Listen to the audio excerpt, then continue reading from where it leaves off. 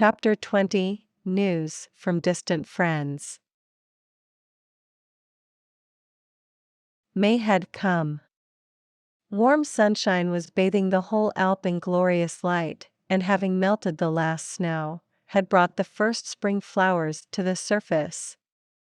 A merry spring wind was blowing, drying up the damp places in the shadow. High above in the azure heaven the eagle floated peacefully. Heidi and her grandfather were back on the Alp. The child was so happy to be home again that she jumped about among the beloved objects. Here she discovered a new spring bud, and there she watched the gay little gnats and beetles that were swarming in the sun. The grandfather was busy in his little shop, and a sound of hammering and sawing could be heard. Heidi had to go and see what the grandfather was making. There before the door stood a neat new chair, while the old man was busy making a second. "Oh, I know what they are for," said Heidi gaily. "You are making them for Clara and Grandmama." "Oh, but we need a third, or do you think that Miss Rottenmeier won't come, perhaps?" "I really don't know," said Grandfather, "but it is safer to have a chair for her, if she should come." Heidi, thoughtfully looking at the backless chairs, remarked, "Grandfather, I don't think she would sit down on those."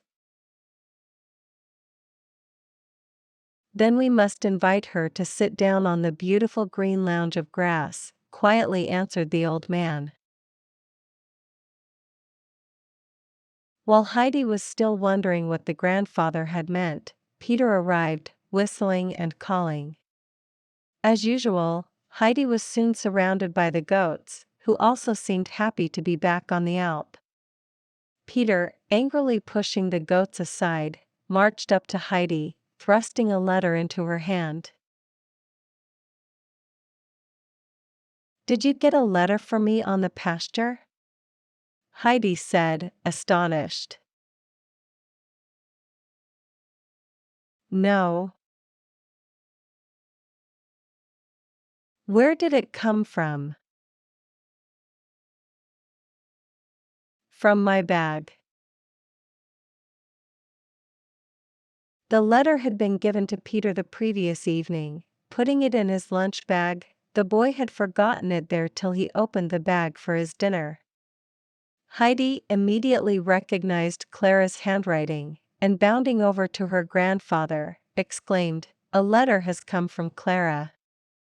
Wouldn't you like me to read it to you, Grandfather?"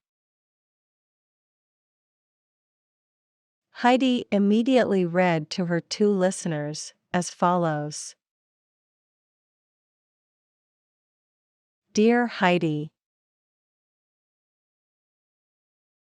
we are all packed up and shall travel in 2 or 3 days. Papa is leaving, too, but not with us, for he has to go to Paris first. The dear doctor visits us now every day, and as soon as he opens the door, he calls, away to the Alp, for he can hardly wait for us to go. If you only knew how he enjoyed being with you last fall. He came nearly every day this winter to tell us all about you and the grandfather and the mountains and the flowers he saw. He said that it was so quiet in the pure, delicious air, away from towns and streets, that everybody has to get well there. He is much better himself since his visit, and seems younger and happier. Grandmama, who is coming with me, is looking forward to the trip too. But just think, Miss Rottenmeier does not want to go. When Grandmama urges her, she always declines politely. I think Sebastian must have given her such a terrible description of the high rocks and fearful abysses, that she is afraid. I think he told her that it was not safe for anybody, and that only goats could climb such dreadful heights. She used to be so eager to go to Switzerland, but now neither Tinette nor she wants to take the risk. I can hardly wait to see you again. Goodbye, dear Heidi, with much love from Grandmama. I am your true friend. Clara. When Peter heard this, he swung his rod to right and left. Furiously driving the goats before him, he bounded down the hill. Heidi visited the grandmother next day, for she had to tell her the good news. Sitting up in her corner, the old woman was spinning as usual. Her face looked sad, for Peter had already announced the near visit of Heidi's friends, and she dreaded the result. After having poured out her full heart, Heidi looked at the old woman. "What is it, grandmother?" said the child. "Are you not glad?" "Oh yes, Heidi, I am glad, because you are happy." "But, grandmother, you seem so anxious. Do you still think Miss Rottenmeier is coming?" "Oh no, it is nothing. Give me your hand, for I want to be sure that you are still here. I suppose it will be for the best, even if I shall not live to see the day." "Oh, but then I would not care about this coming," said the child. The grandmother had hardly slept all night for thinking of Clara's coming. Would they take Heidi away from her, now that she was well and strong? But for the sake of the child she resolved to be brave. "Heidi," she said, "please read me the song that begins with 'God will see to it.'" Heidi immediately did as she was told. She knew nearly all the grandmother's favorite hymns by now and always found them quickly. "That does me good, child," the old woman said. Already the expression of her face seemed happier and less troubled. "Please read it a few times over, child," she entreated. Thus evening came, and when Heidi wandered homewards, one twinkling star after another appeared in the sky. Heidi stood still every few minutes, looking up to the firmament in wonder. When she arrived home, her grandfather also was looking up to the stars, murmuring to himself, "What a wonderful month, one day clearer than the other. The herbs will be fine and strong this year." The blossom month had passed, and June, with the long, long days, had come. Quantities of flowers were blooming everywhere, filling the air with perfume. The month was nearing its end, when one morning Heidi came running out of the hut, where she had already completed her duties. Suddenly she screamed so loud that the grandfather hurriedly came out to see what had happened. "Grandfather! Come here! Look, look!" A strange procession was winding up the Alm. First marched two men, carrying an open sedan chair with a young girl in it, wrapped up in many shawls. Then came a stately lady on horseback, who, talking with a young guide beside her, looked eagerly right and left. Then an empty rolling chair, carried by a young fellow, was followed by a porter who had so many covers, shawls and furs piled up on his basket that they towered high above his head. "They are coming! They are coming!" cried Heidi in her joy, and soon the party had arrived at the top. Great was the happiness of the children at seeing each other again. When Grandmama had descended from her horse, she tenderly greeted Heidi first, and then turned to the uncle, who had approached the group. The two met like two old friends, they had heard so much about each other. After the first words were exchanged, the grandmother exclaimed, "My dear uncle, what a wonderful residence you have. Who would have ever thought it? Kings could envy you here. Oh, how well my Heidi is looking, just like a little rose," she continued, drawing the child closely to her side and patting her cheeks. "What glory everywhere! Clara, what do you say to it all?" Clara, looking about her rapturously, cried, "Oh, how wonderful, how glorious! I have never dreamed it could be as beautiful as that. Oh, Grandmama, I wish I could stay here." The uncle had busied himself in the meantime with getting Clara's rolling chair for her. Then, going up to the girl, he gently lifted her into her seat. Putting some covers over her knees, he tucked her feet in warmly. It seemed as if the grandfather had done nothing else all his life than nurse lame people. "My dear uncle," said the grandmama, surprised, "please tell me where you learned that, for I shall send all the nurses I know here immediately." The uncle smiled faintly, while he replied, "It comes more from care than study." His face became sad. Before his eyes had risen bygone times. For that was the way he used to care for his poor wounded captain, whom he had found in Sicily after a violent battle. He alone had been allowed to nurse him till his death, and now he would take just as good care of poor, lame Clara.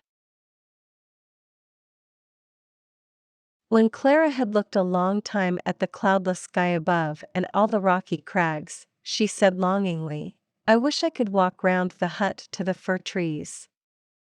If I only could see all the things you told me so much about." Heidi pushed with all her might, and behold, the chair rolled easily over the dry grass.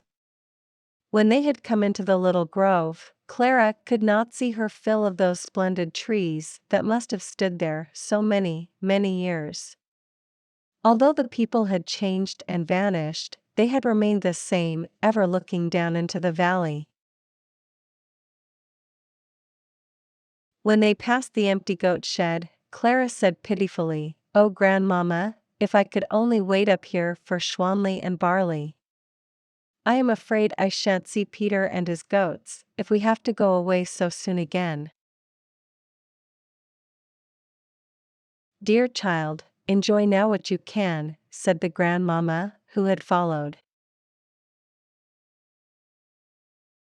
"Oh, what wonderful flowers!" exclaimed Clara again, "whole bushes of exquisite, red blossoms. Oh, if I could only pick some of those bluebells." Heidi, immediately gathering a large bunch, put them in Clara's lap. "Clara, this is really nothing in comparison with the many flowers in the pasture. You must come up once and see them. There are so many that the ground seems golden with them. If you ever sit down among them, you will feel as if you could never get up any more. It is so beautiful." "Oh, Grandmama, do you think I can ever go up there?" Clara asked with a wild longing in her eyes. "If I could only walk with you, Heidi, and climb round everywhere." "I'll push you," Heidi said for comfort. To show how easy it was, she pushed the chair at such a rate that it would have tumbled down the mountain, if the grandfather had not stopped it at the last moment.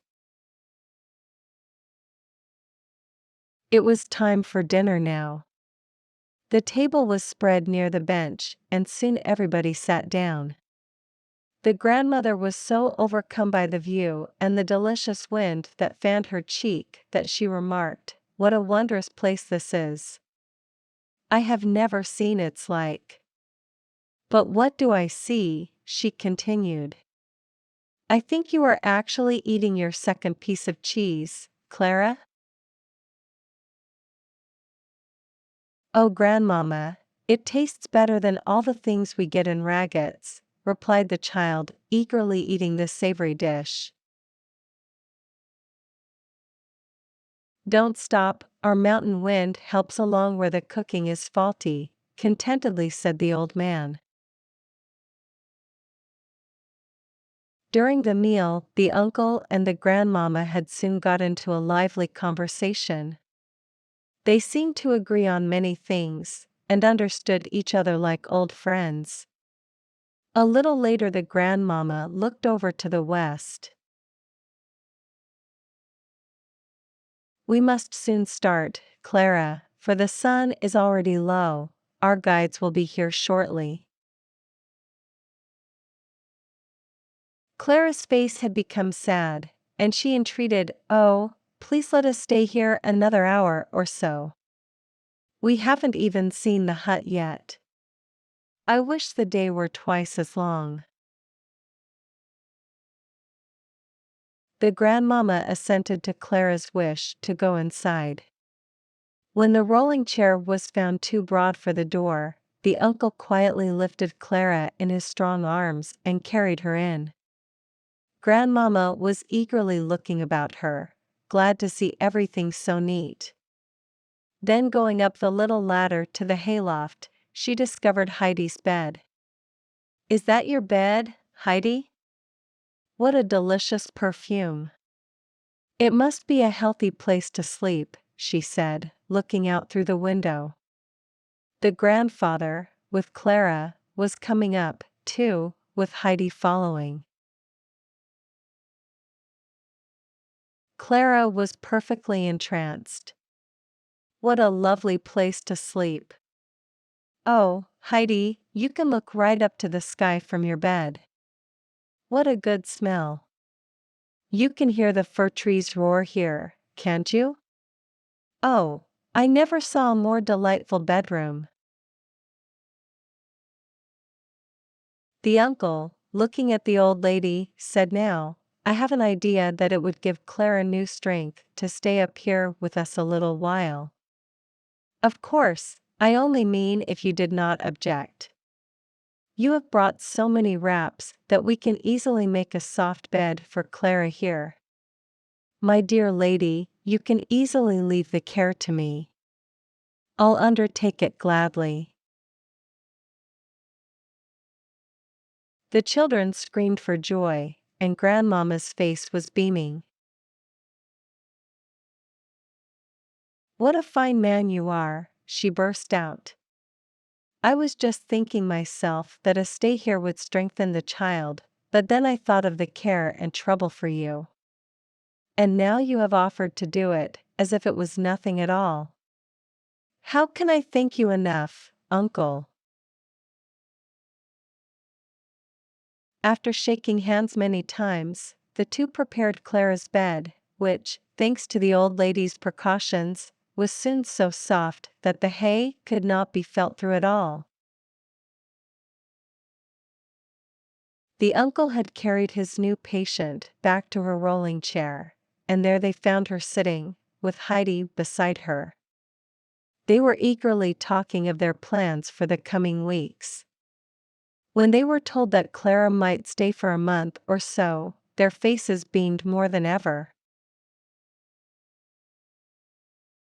The guide, with the horse, and the carriers of the chair, now appeared, but the last two were not needed any more and could be sent away.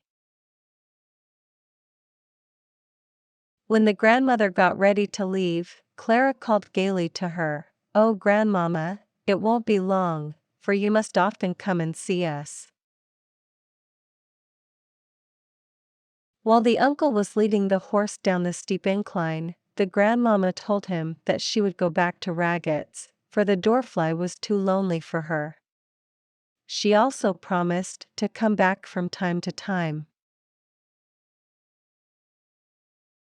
Before the grandfather had returned, Peter came racing down to the hut with all his goats. Seeing Heidi, they ran up to her in haste, and so Clara made the acquaintance of Schwanli and Barley and all the others. Peter, however, kept away, only sending furious looks at the two girls. When they bade him good night, he only ran away, beating the air with his stick. The end of the joyous day had come. The two children were both lying in their beds. "Oh, Heidi!" Clara exclaimed, "I can see so many glittering stars, and I feel as if we were driving in a high carriage straight into the sky." "Yes, and do you know why the stars twinkle so merrily?" inquired Heidi. "No, but tell me." "Because they know that God in heaven looks after us mortals, and we never need to fear. See, they twinkle and show us how to be merry, too. But Clara, we must not forget to pray to God and ask Him to think of us and keep us safe." Sitting up in bed, they then said their evening prayer. As soon as Heidi lay down, she fell asleep. But Clara could not sleep quite yet. It was too wonderful to see the stars from her bed. In truth, she had never seen them before, because in Frankfurt all the blinds were always down long before the stars came out, and at night she had never been outside the house. She could hardly keep her eyes shut, and had to open them again and again to watch the twinkling, glistening stars, till her eyes closed at last and she saw two big, glittering stars in her dream. Chapter 21 of Further Events on the Alp. The sun was just rising, and the Almonkel was watching how mountain and dale awoke to the new day, and the clouds above grew brighter. Next, the old man turned to go back into the hut, and softly climbed the ladder. Clara, having just a moment ago opened her eyes, looked about her in amazement. Bright sunbeams danced on her bed. Where was she? But soon she discovered her sleeping friend, and heard the grandfather's cheery voice. "How did you sleep? Not tired?" Clara, feeling fresh and rested, said that she had never slept better in all her life. Heidi was soon awake, too, and lost no time in coming down to join Clara, who was already sitting in the sun. A cool morning breeze fanned their cheeks, and the spicy fragrance from the fir trees filled their lungs with every breath. Clara had never experienced such well-being in all her life. She had never breathed such pure, cool morning air and never felt such warm, delicious sunshine on her feet and hands. It surpassed all her expectations. "Oh, Heidi, I wish I could always stay up here with you," she said. "Now you can see that everything is as beautiful as I told you," Heidi replied triumphantly. "Up on the Alp with grandfather is the loveliest spot in all the world." The grandfather was just coming out of the shed with two full bowls of steaming, snow-white milk. Handing one to each of the children, he said to Clara, "This will do you good, little girl. It comes from Schwanli and will give you strength. To your health. Just drink it," he said encouragingly, for Clara had hesitated a little. But when she saw that Heidi's bowl was nearly empty already, she also drank without even stopping. Oh, how good it was! It tasted like cinnamon and sugar. "We'll take 2 tomorrow," said the grandfather. After their breakfast, Peter arrived. While the goats were rushing up to Heidi, bleating loudly, the grandfather took the boy aside. "Just listen, and do what I tell you," he said. "From now on you must let Schwanli go wherever she likes. She knows where to get the richest herbs, and you must follow her, even if she should go higher up than usual. It won't do you any harm to climb a little more, and will do all the others good. I want the goats to give me splendid milk, remember." "What are you looking at so furiously?" Peter was silent, and without more ado started off, still angrily looking back now and then. As Heidi had followed a little way, Peter called to her, "You must come along, Heidi, Schwanli has to be followed everywhere." "No, but I can't," Heidi called back. "I won't be able to come as long as Clara is with me. Grandfather has promised, though, to let us come up with you once." With those words Heidi returned to Clara, while the goatherd was hurrying onward, angrily shaking his fists. The children had promised to write a letter to Grandmama every day, so they immediately started on their task.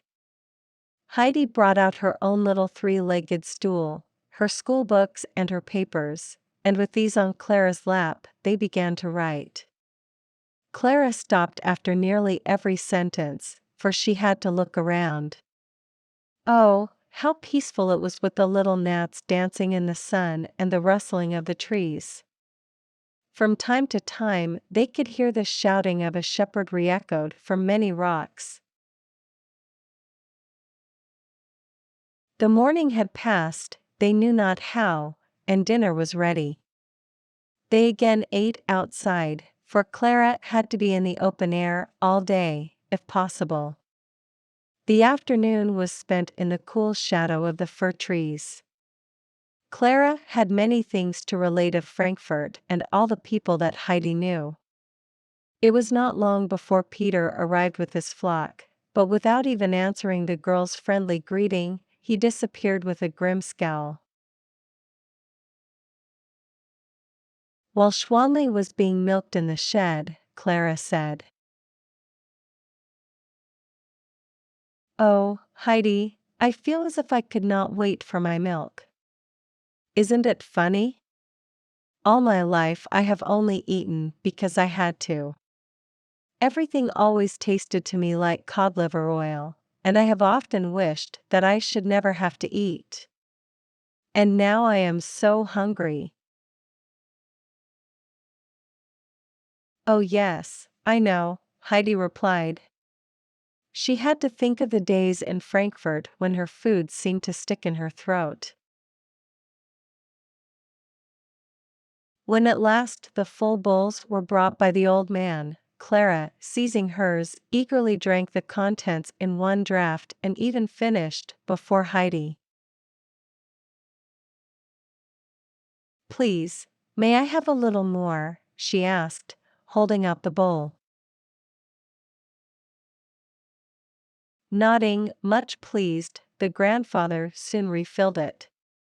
This time he also brought with him a slice of bread and butter for the children.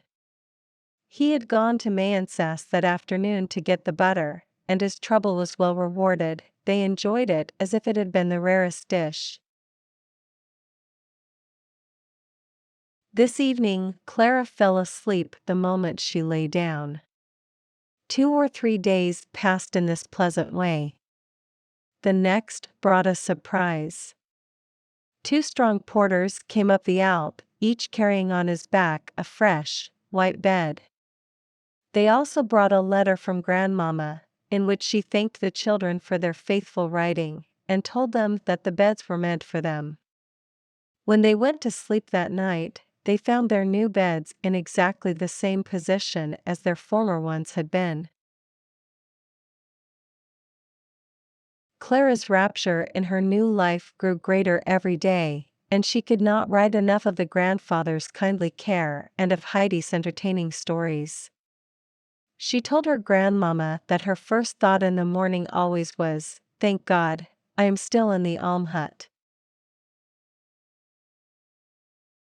Grandmama was highly pleased at those reports, and put her projected visit off a little while, for she had found the ride pretty tiring.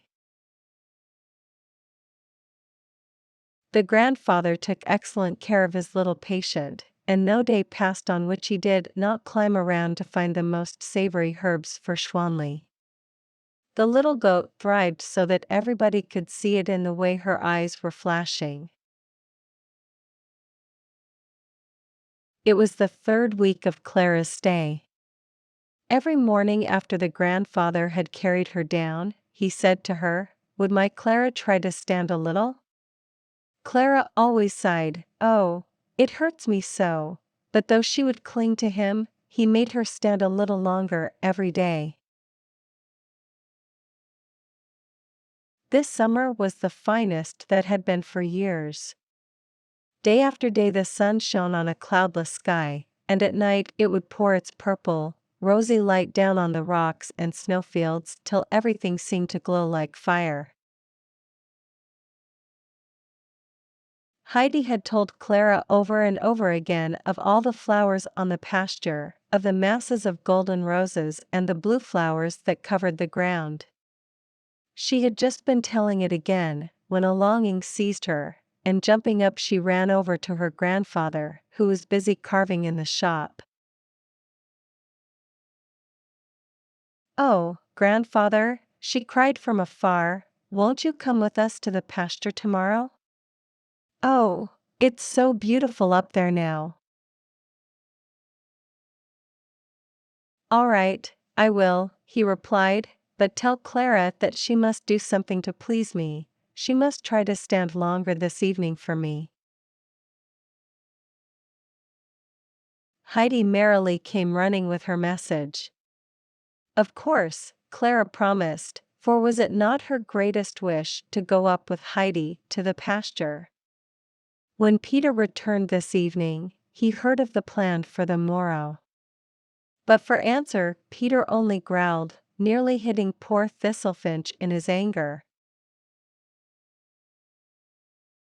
The children had just resolved to stay awake all night to talk about the coming day, when their conversation suddenly ceased and they were both peacefully slumbering.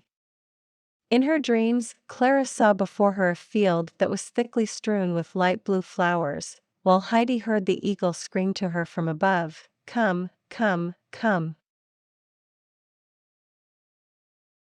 Chapter 22 – Something Unexpected Happens. The next day dawned cloudless and fair. The grandfather was still with the children when Peter came climbing up, his goats kept at a good distance from him, to evade the rod, which was striking right and left.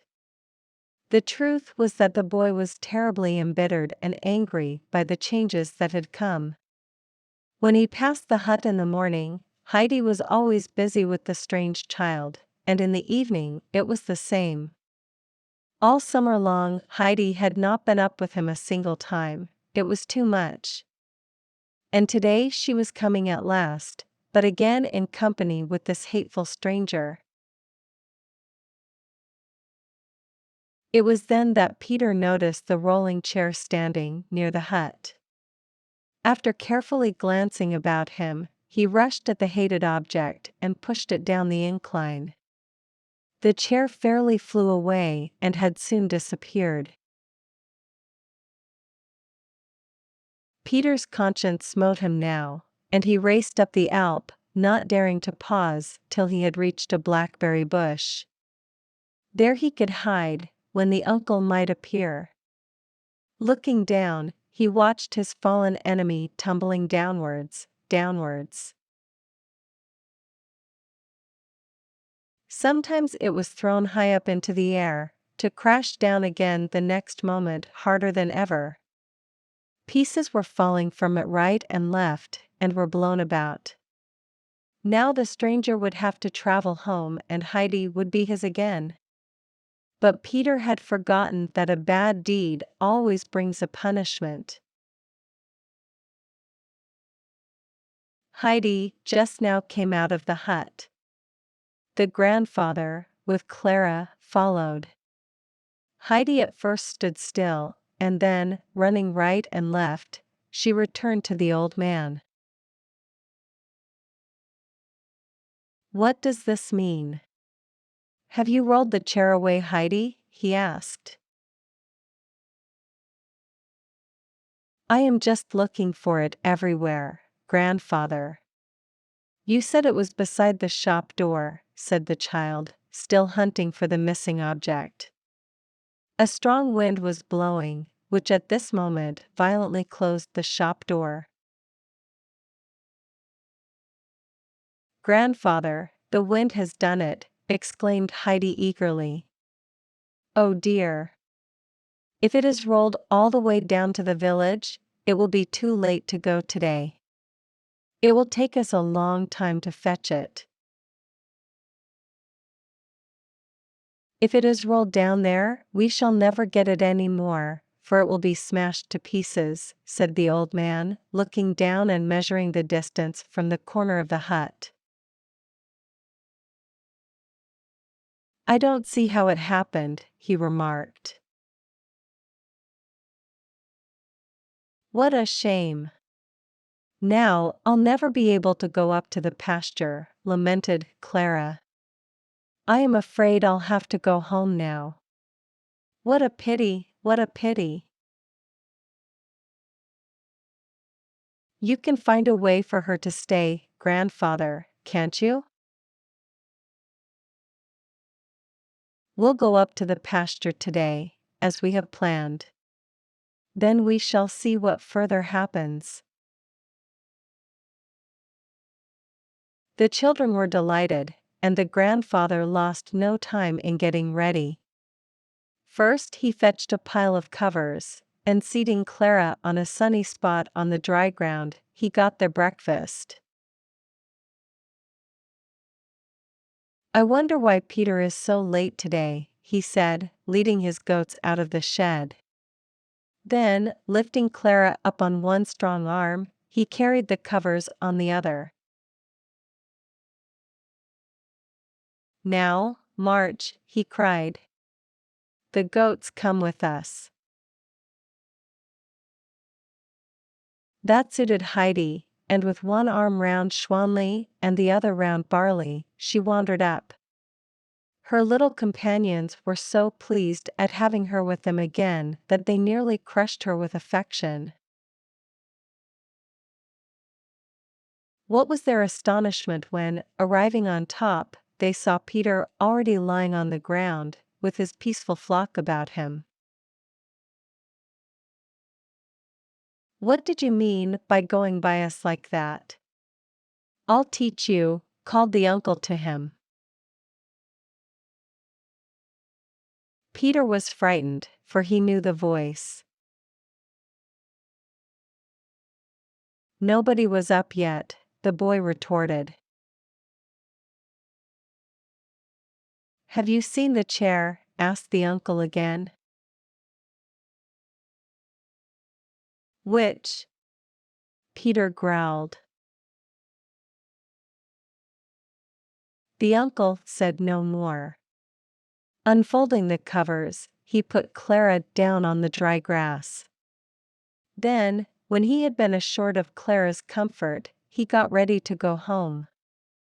The three were to stay there till his return in the evening. When dinner time had come, Heidi was to prepare the meal and see that Clara got Schwanli's milk. The sky was a deep blue, and the snow on the peaks was glistening. The eagle was floating above the rocky crags. The children felt wonderfully happy. Now and then one of the goats would come and lie down near them. Tender little Snowhopper came oftener than any and would rub her head against their shoulders. They had been sitting quietly for a few hours, drinking in the beauty about them, when Heidi suddenly began to long for the spot where so many flowers grew.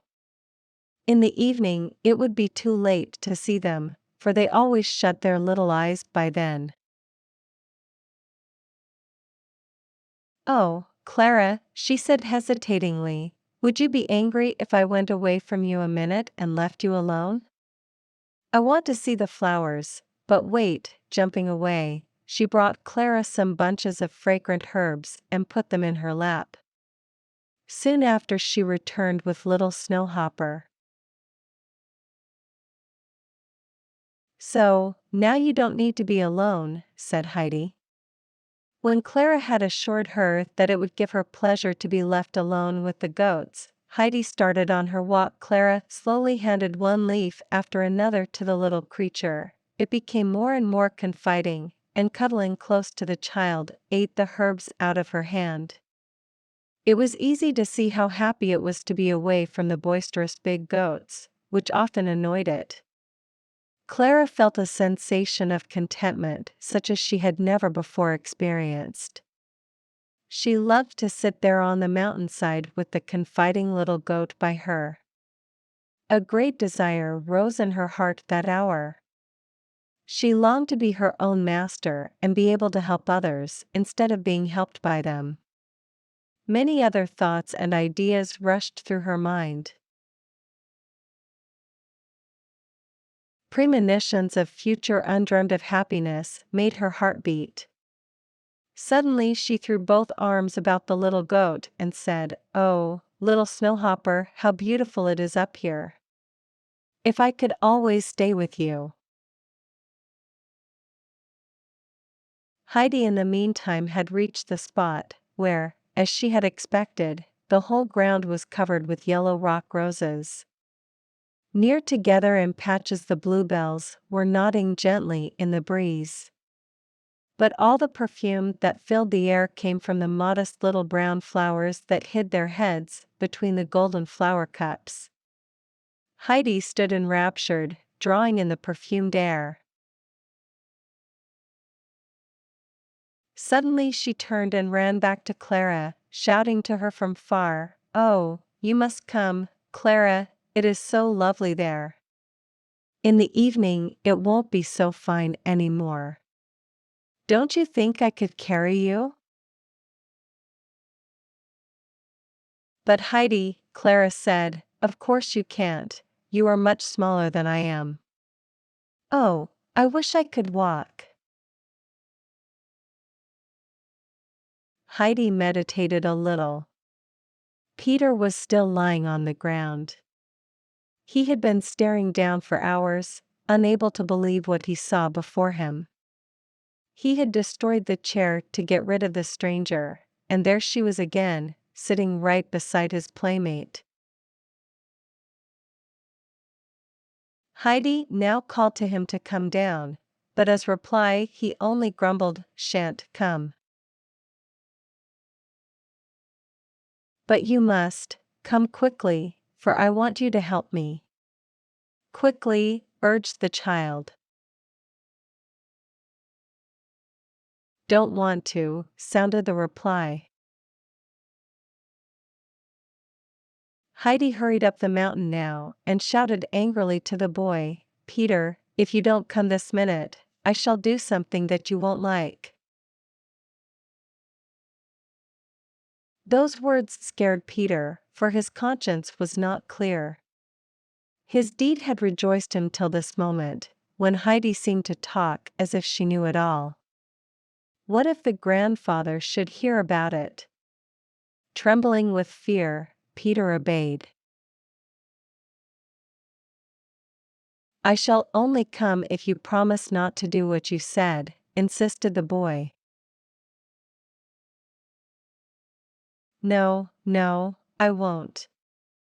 Don't be afraid, said Heidi compassionately, just come along, it isn't so hard.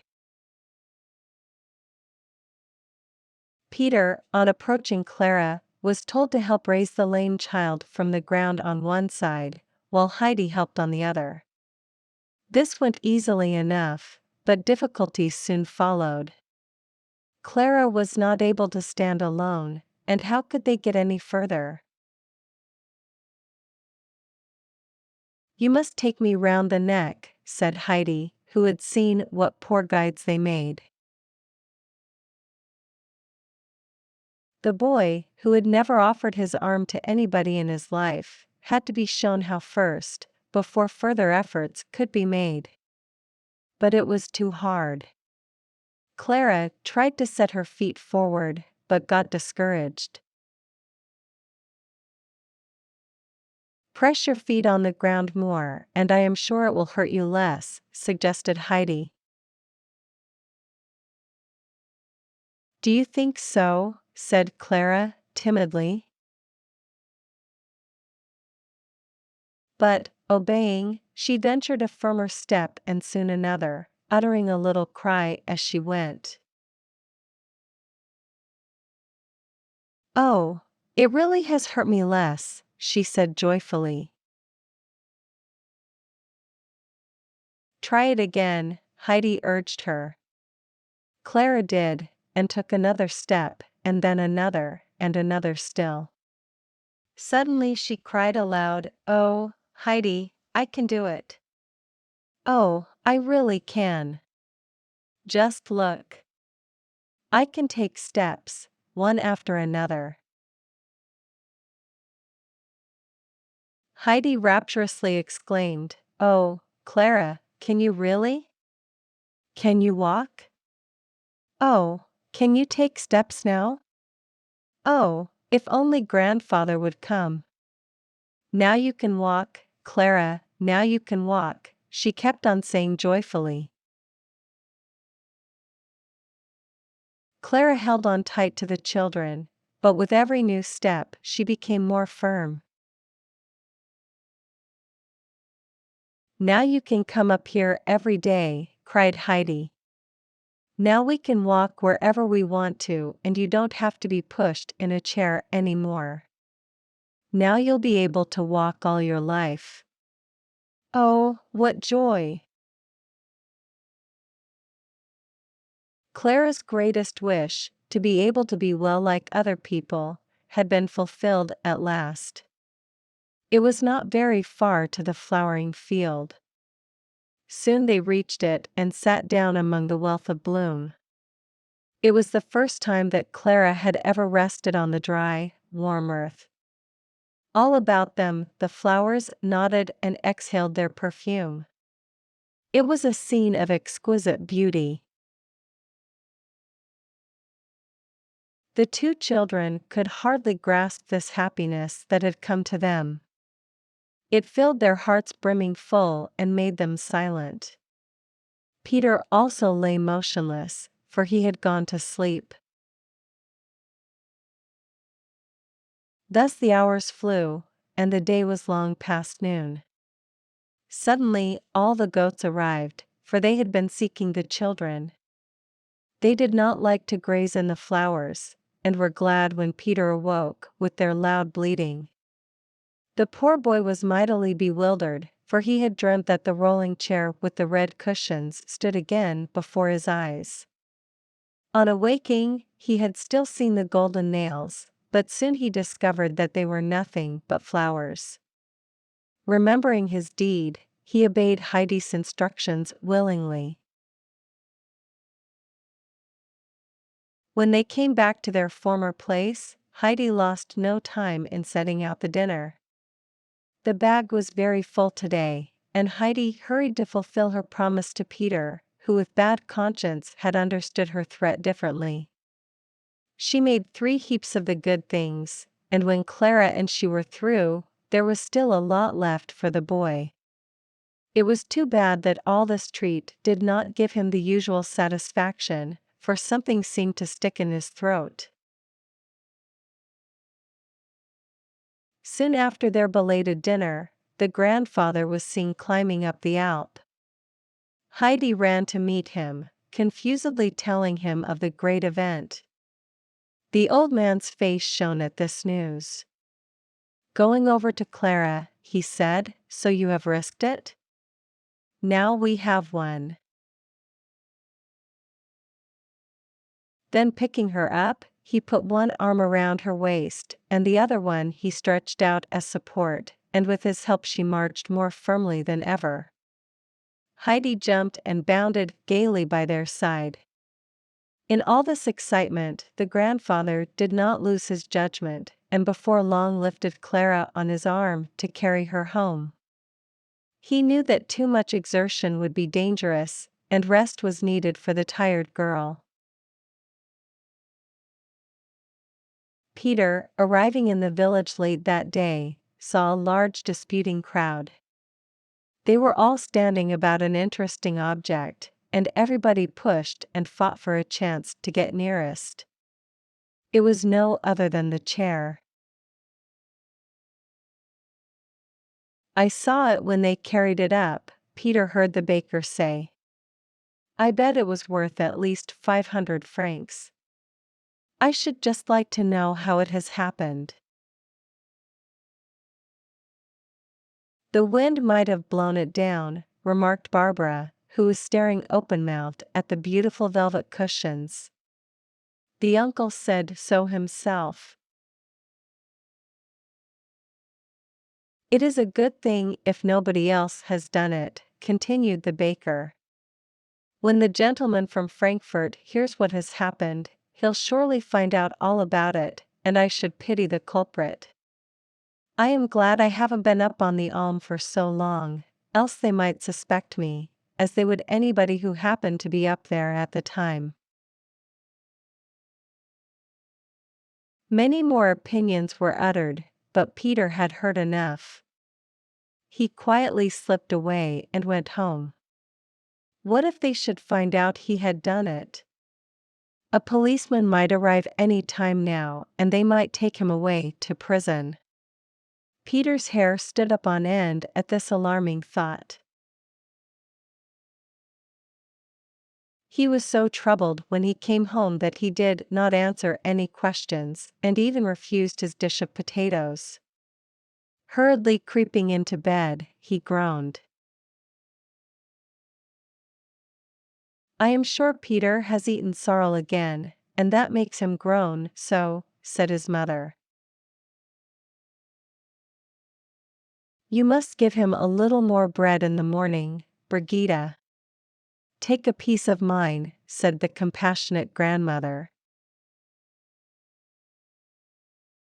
When Clara and Heidi were lying in their beds that night, glancing up at the shining stars, Heidi remarked, "Didn't you think today, Clara, that it is fortunate God does not always give us what we pray for fervently, because he knows of something better?"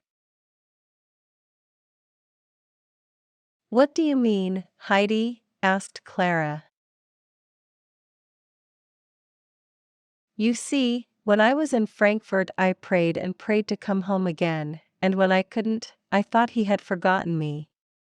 But if I had gone away so soon you would never have come here and would never have got well." Clara, becoming thoughtful, said, "But, Heidi, then we could not pray for anything any more, because we would feel that he always knows of something better." "But, Clara, we must pray to God every day to show we don't forget that all gifts come from him. Grandmama has told me that God forgets us if we forget him. But if some wish remains unfulfilled, we must show our confidence in him, for he knows best." "How did you ever think of that?" asked Clara.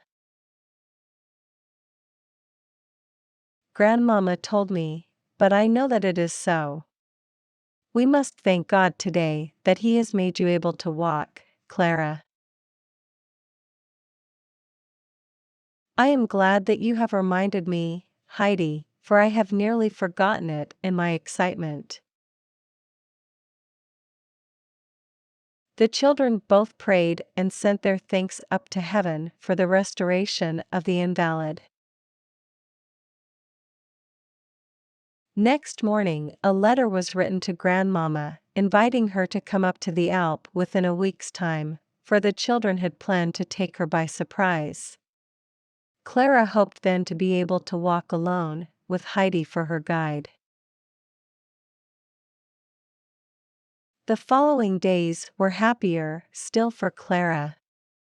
Every morning she awoke with her heart singing over and over again, "Now I am well. Now I can walk like other people." She progressed, and took longer walks every day. Her appetite grew amazingly, and the grandfather had to make larger slices of the bread and butter that, to his delight, disappeared so rapidly. He had to fill bowl after bowl of the foaming milk for the hungry children. In that way, they reached the end of the week that was to bring the grandmama. Chapter 23, Parting to Meet Again. A day before her visit, the grandmama had sent a letter to announce her coming. Peter brought it up with him next morning. The grandfather was already before the hut with the children and his merry goats. His face looked proud, as he contemplated the rosy faces of the girls and the shining hair of his 2 goats. Peter, approaching, neared the uncle slowly. As soon as he had delivered the letter, he sprang back shyly, looking about him as if he was afraid. Then with a leap he started off. "I should like to know why Peter behaves like the big Turk when he is afraid of the rod," said Heidi, watching his strange behavior. "Maybe Peter fears a rod that he deserves," said the old man. All the way Peter was tormented with fear. He could not help thinking of the policeman who was coming from Frankfurt to fetch him to prison. It was a busy morning for Heidi, who put the hut in order for the expected visitor. The time went by quickly, and soon everything was ready to welcome the good grandmama. The grandfather also returned from a walk, on which he had gathered a glorious bunch of deep blue gentians. The children, who were sitting on the bench, exclaimed for joy when they saw the glowing flowers. Heidi, getting up from time to spy down the path, suddenly discovered Grandmama, sitting on a white horse and accompanied by 2 men. One of them carried plenty of wraps, for without those the lady did not dare to pay such a visit. The party came nearer and nearer, and soon reached the top. "What do I see? Clara, what is this? Why are you not sitting in your chair? How is this possible?" cried the grandmama in alarm, dismounting hastily. Before she had quite reached the children, she threw her arms up in great excitement. "Clara, is that really you? You have red, round cheeks, my child.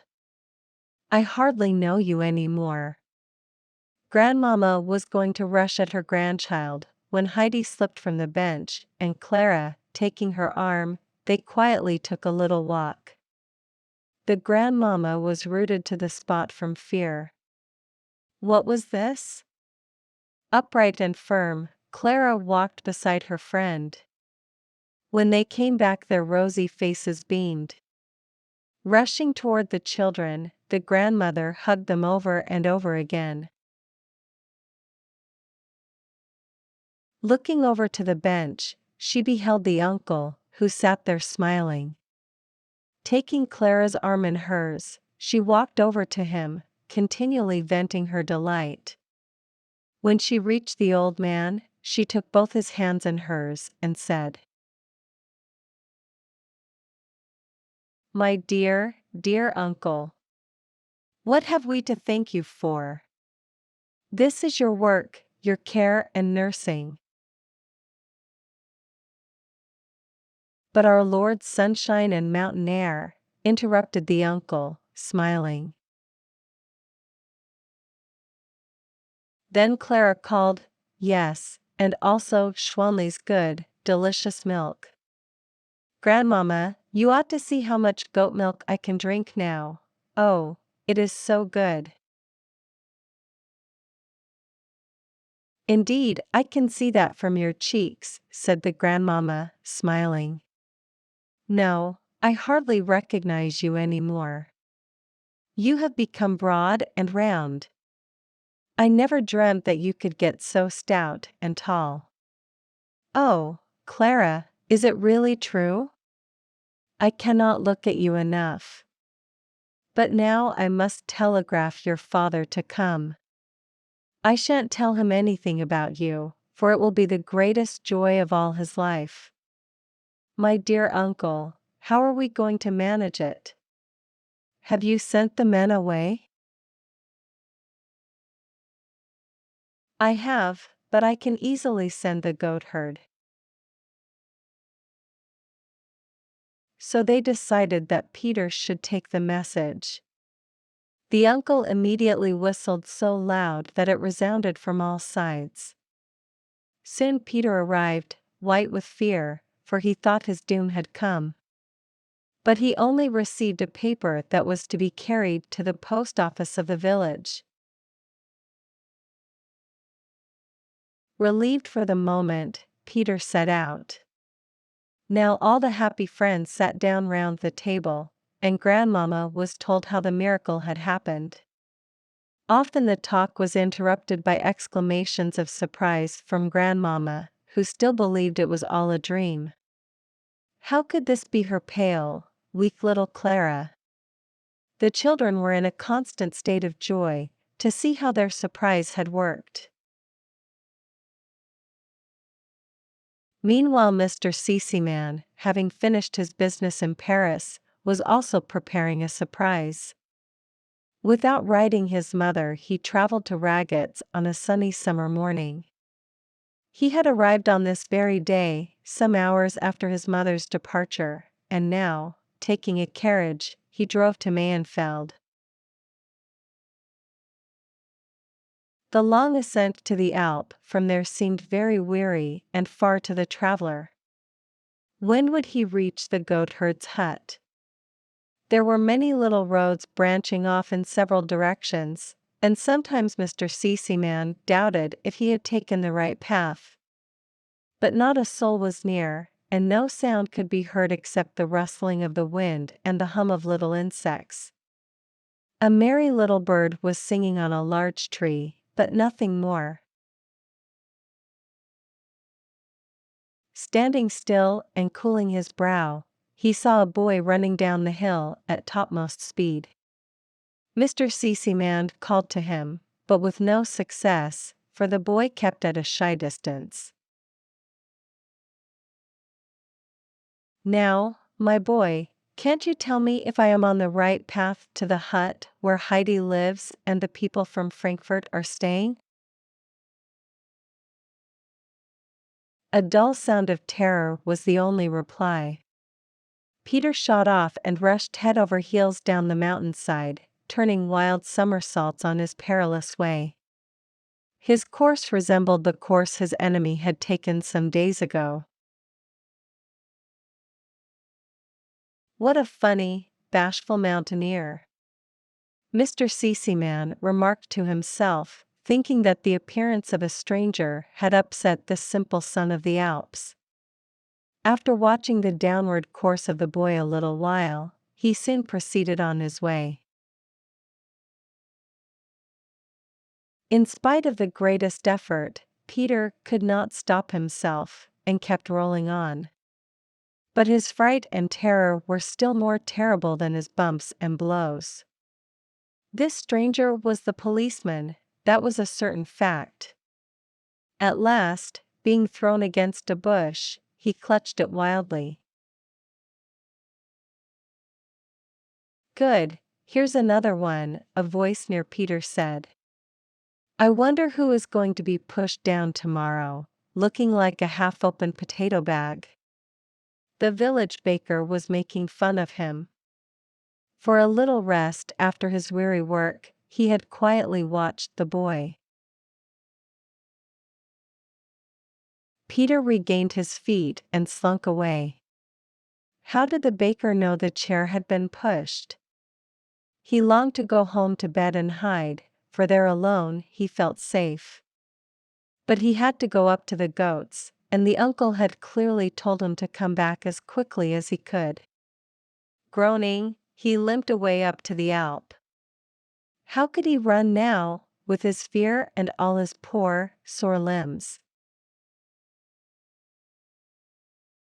Mr. Seaman had reached the hut soon after meeting Peter, and felt reassured.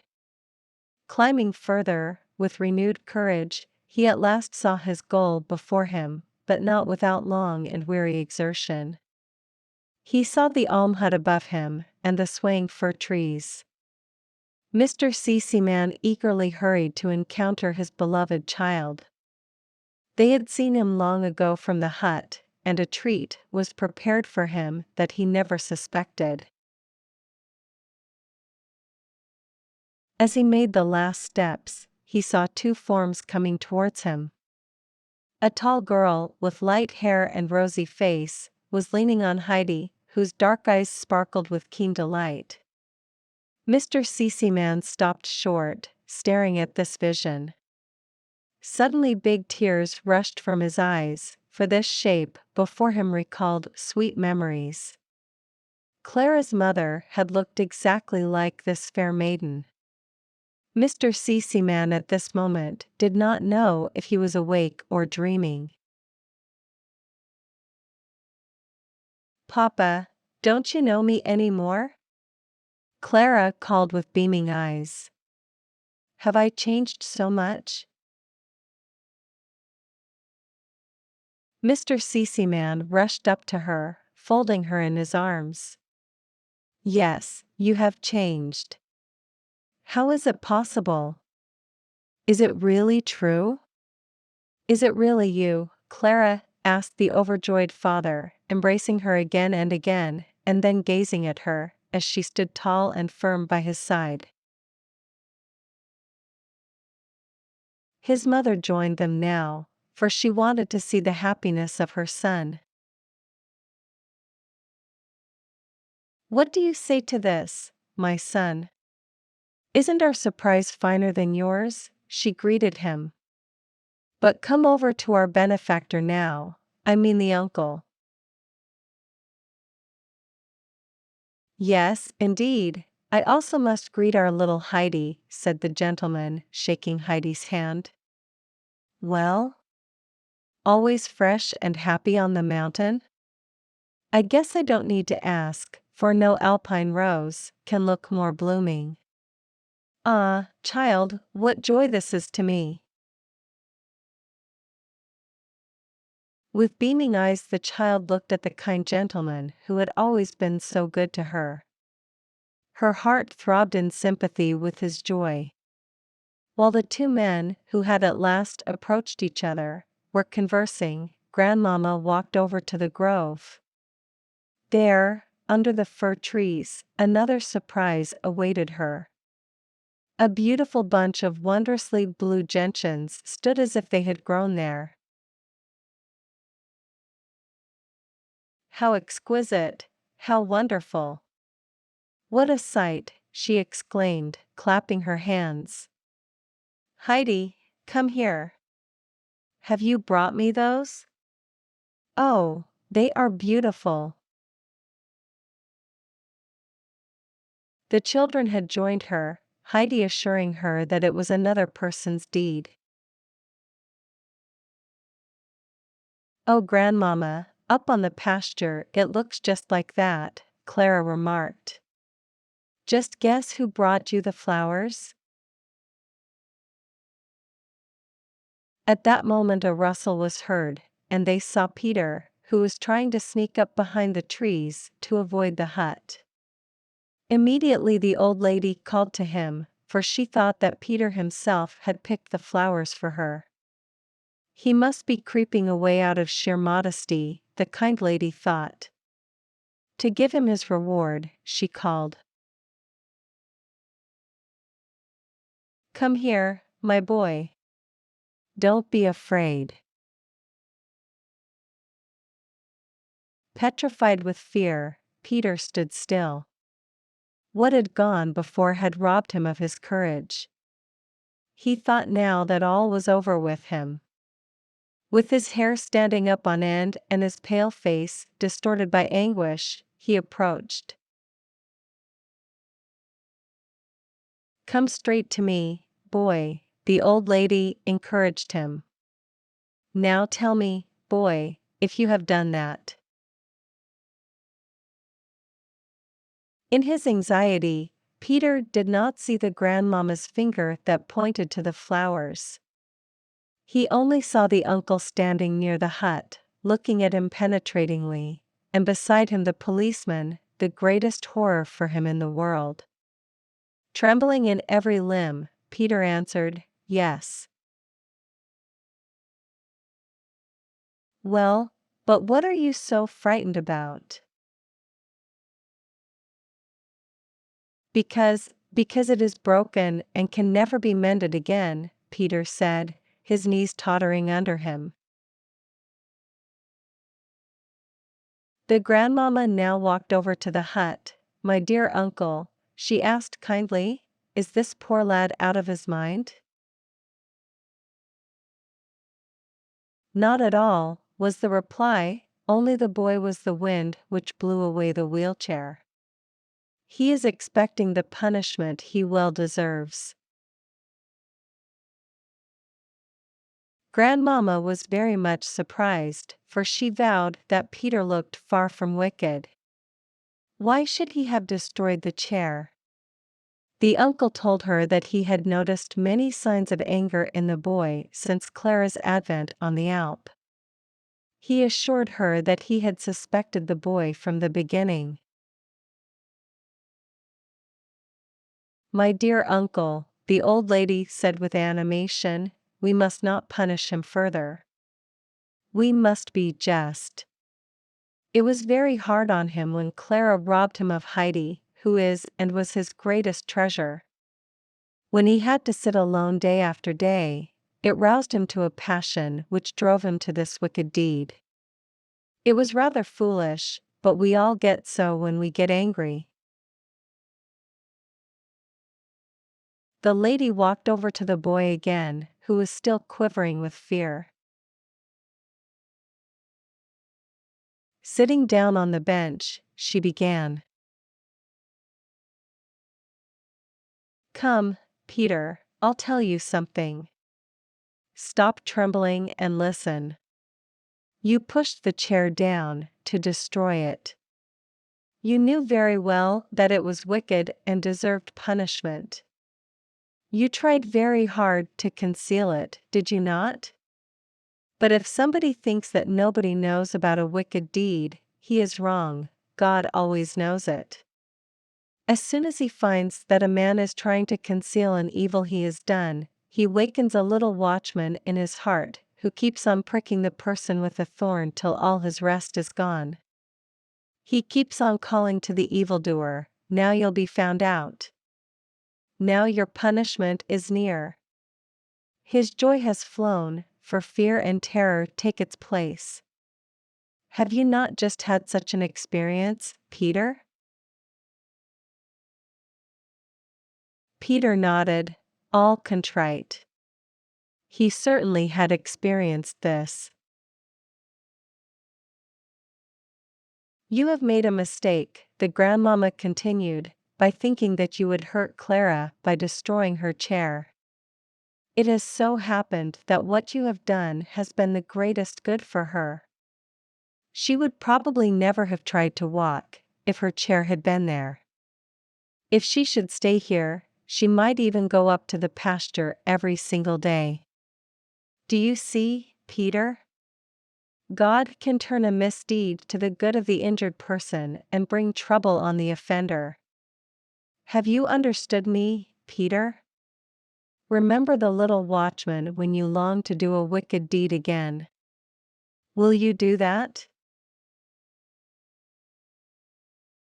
Yes, I shall, Peter replied, still fearing the policeman, who had not left yet.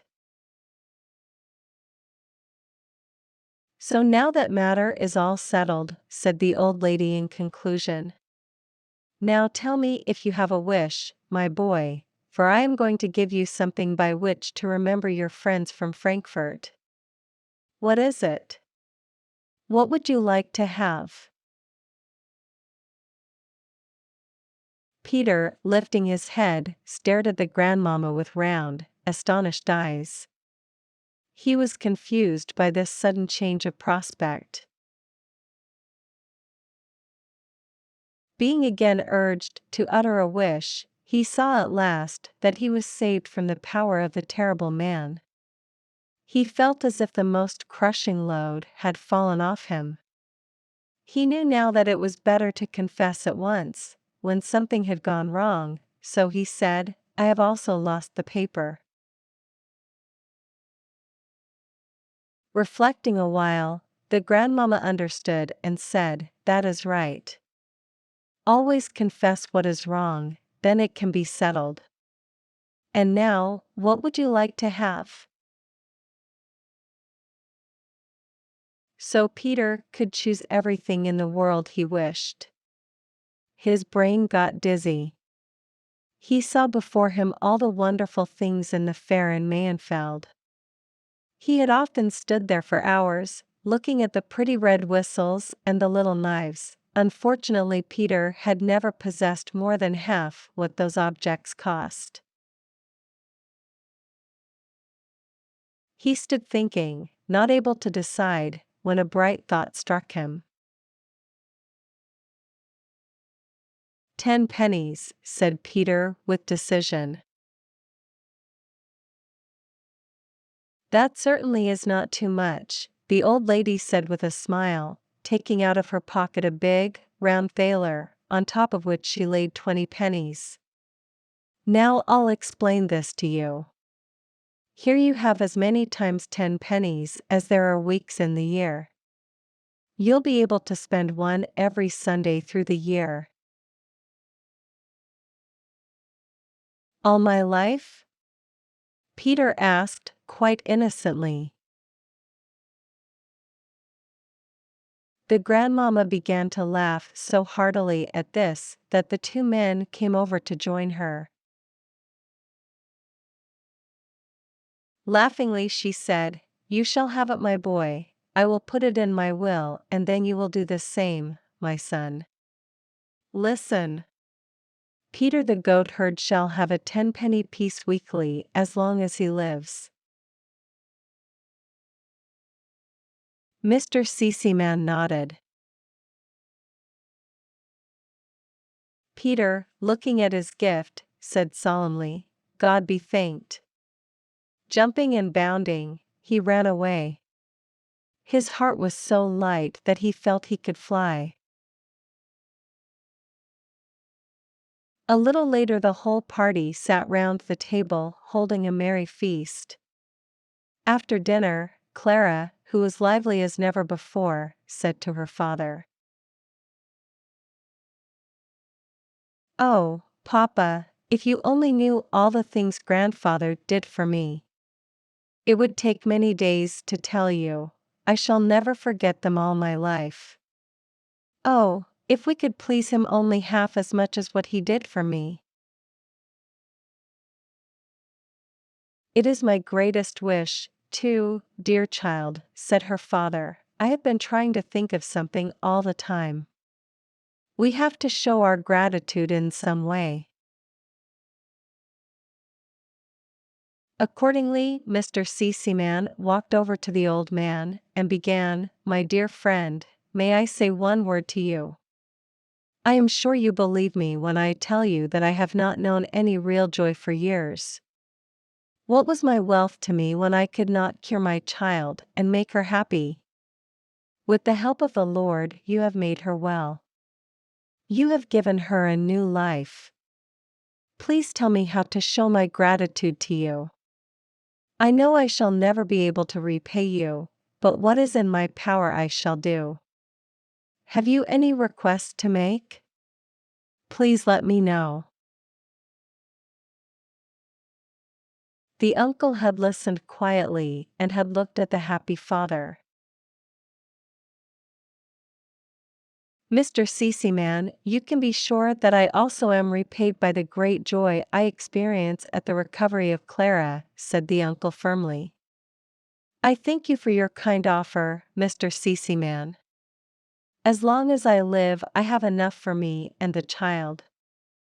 But I have one wish. If this could be fulfilled, my life would be free of care.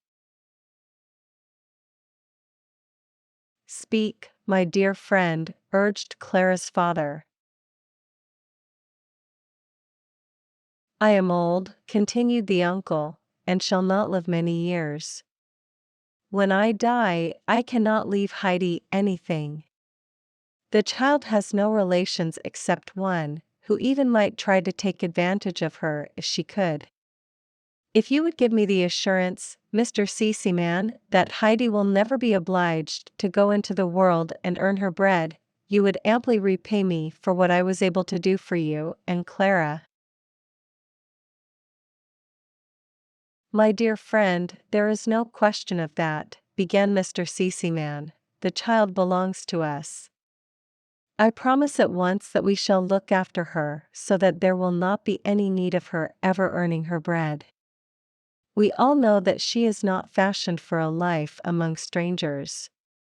Nevertheless, she has made some true friends, and one of them will be here very shortly.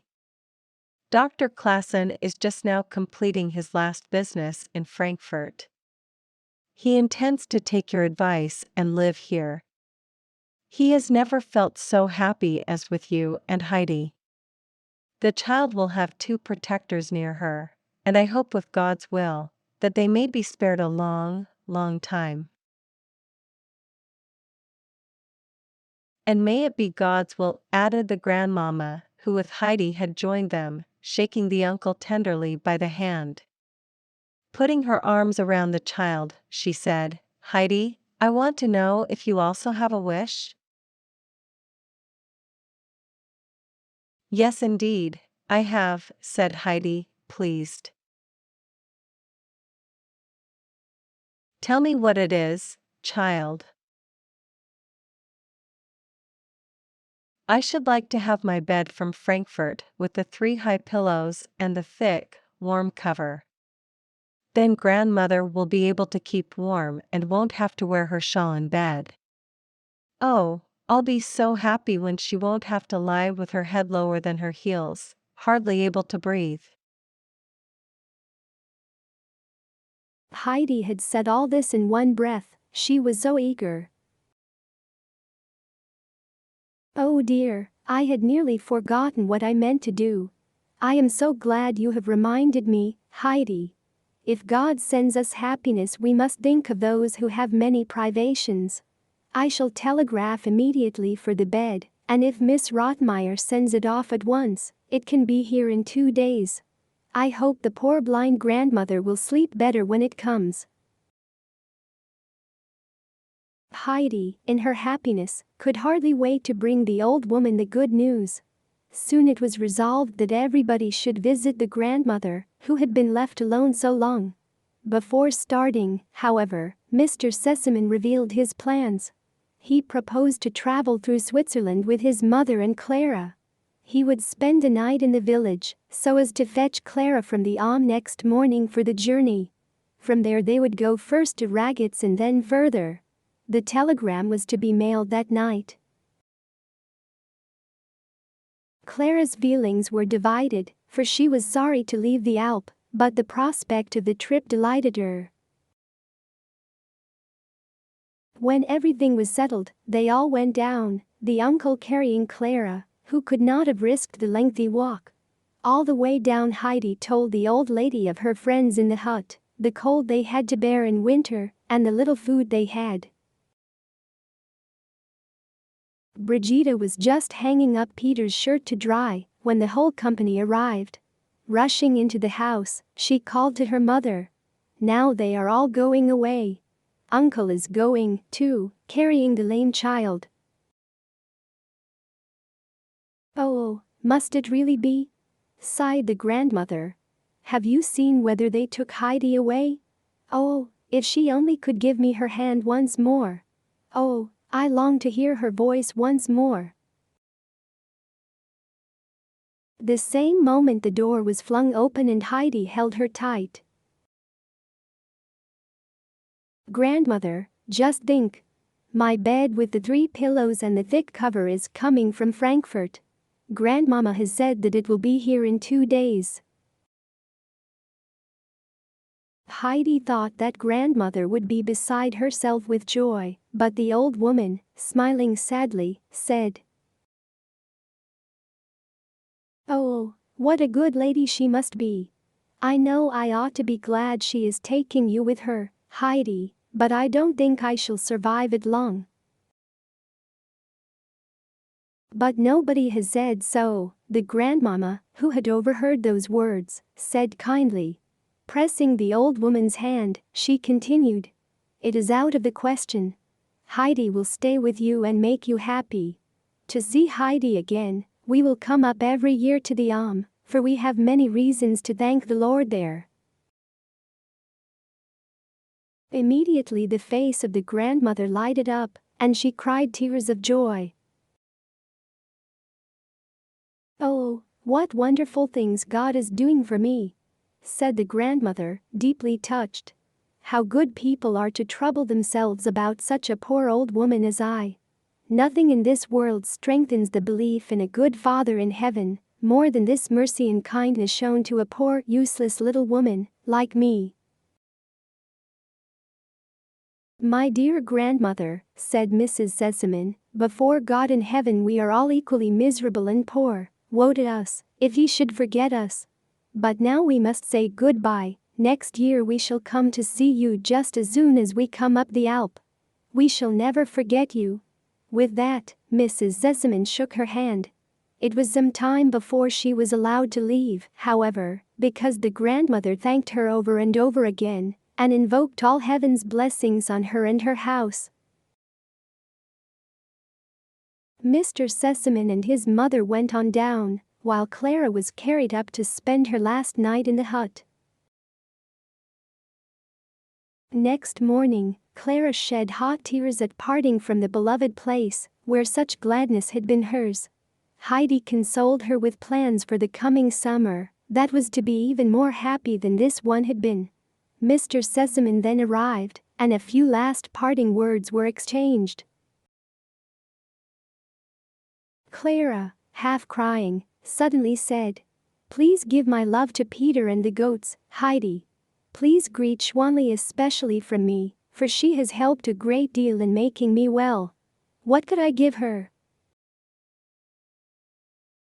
"You can send her salt, Clara. You know how fond she is of that," advised little Heidi. "Oh, I will surely do that," Clara assented. "I'll send her 100 pounds of salt as a remembrance from me." It was time to go now, and Clara was able to ride proudly beside her father. Standing on the edge of the slope, Heidi waved her hand, her eyes following Clara till she had disappeared. The bed has arrived. Grandmother sleeps so well every night now that before long she will be stronger than ever. Grandmama has not forgotten the cold winter on the Alp and has sent a great many warm covers and shawls to the goatherd's hut. Grandmother can wrap herself up now and will not have to sit shivering in a corner. In the village a large building is in progress. The doctor has arrived and is living at present in his old quarters. He has taken the uncle's advice and has bought the old ruins that sheltered Heidi and her grandfather the winter before. He is rebuilding for himself the portion with the fine apartment already mentioned. The other side is being prepared for Heidi and her grandfather. The doctor knows that his friend is an independent man and likes to have his own dwelling. Barley and Schwanley, of course, are not forgotten. They will spend the winter in a good solid stable that is being built for them. The doctor and the uncle become better friends every day. When they overlook the progress of the building, they generally come to speak of Heidi. They both look forward to the time when they will be able to move into the house with their merry charge. They have agreed to share together the pleasure and responsibility that Heidi brings them. The uncle's heart is filled with gratitude too deep for any words when the doctor tells him that he will make ample provision for the child. Now her grandfather's heart is free of care, for if he is called away, another father will take care of Heidi and love her in his stead. At the moment when our story closes, Heidi and Peter are sitting in grandmother's hut. The little girl has so many interesting things to relate, and Peter is trying so hard not to miss anything, that in their eagerness, they are not aware that they are near the happy grandmother's chair. All summer long they have hardly met, and very many wonderful things have happened. They are all glad at being together again, and it is hard to tell who is the happiest of the group. I think Brigitta's face is more radiant than any, for Heidi has just told her the story of the perpetual 10-penny piece. Finally the grandmother says, "Heidi, please read me a song of thanksgiving and praise. I feel that I must praise and thank the Lord for the blessings He has brought to us all." The end.